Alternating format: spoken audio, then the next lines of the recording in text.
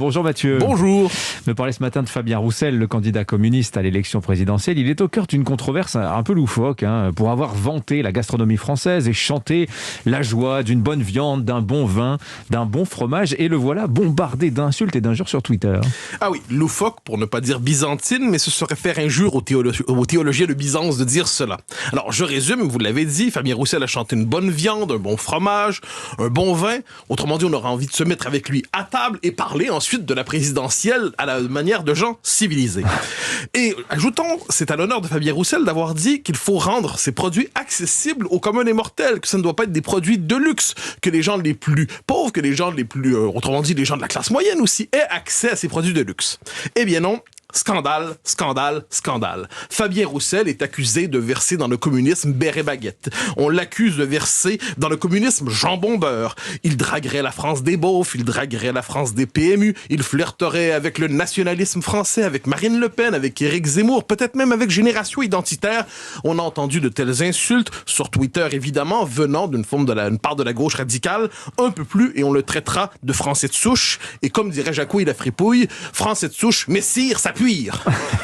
Comment comprendre ce scandale, ces attaques dont il est la cible? Alors, c'est un double scandale dans les circonstances. D'un côté, on a tous ceux pour qui l'identité nationale, donc l'expression traditionnelle de l'identité française, c'est abject.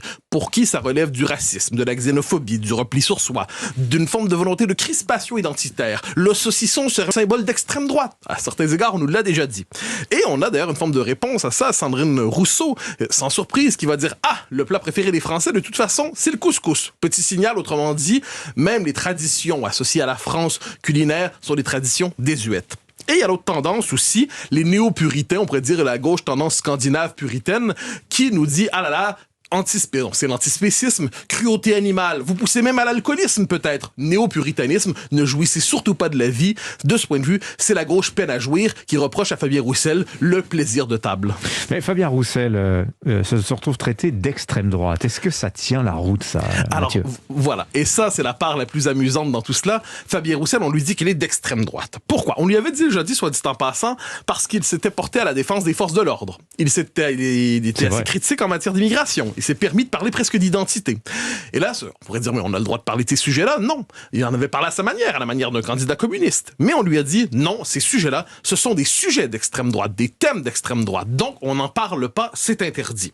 On devrait peut-être dire, vous savez, c'est l'étiquette en extrême droite, je dis quelquefois extrême droite pour qu'on comprenne, c'est l'espèce de sortilège, c'est le sort qu'on jette sur quelqu'un qui se porte à la défense de l'identité française aujourd'hui. Ça tombe sur tout le monde, soit dit en passant. Manuel Valls s'est fait traiter d'extrême droite pour avoir parlé de sécurité, d'avoir critiqué l'islamisme. Le printemps républicain se fait traiter d'extrême droite régulièrement. Et maintenant, c'est le tour de Fabien Roussel de se faire extrême droitiser. Mais il y a une autre chose à travers ça, c'est que ça nous dit que la référence à l'extrême droite ne veut plus rien dire aujourd'hui. C'est une référence qui est jetée sur les uns et les autres à la manière d'un sort. C'est une étiquette qui est utilisée non pas pour décrire, mais pour décrier, pour maudire et non pas pour discuter. Quand on dit extrême droite, on ne dit rien d'autre que attention, chien méchant.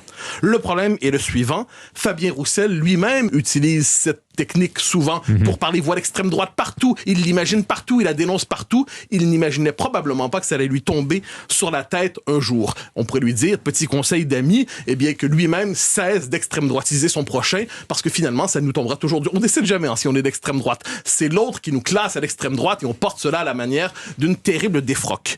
Mais ne terminons pas sur une si mauvaise note. Fabien Roussel a fait une belle défense de la gastronomie française.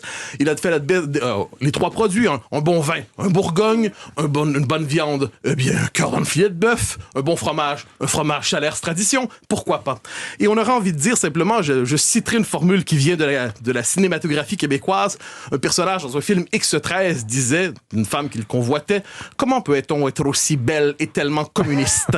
Eh bien, de Fabien Roussel, je dirais, comment peut-on parler aussi justement et être encore communiste? Merci Mathieu Bock-Côté.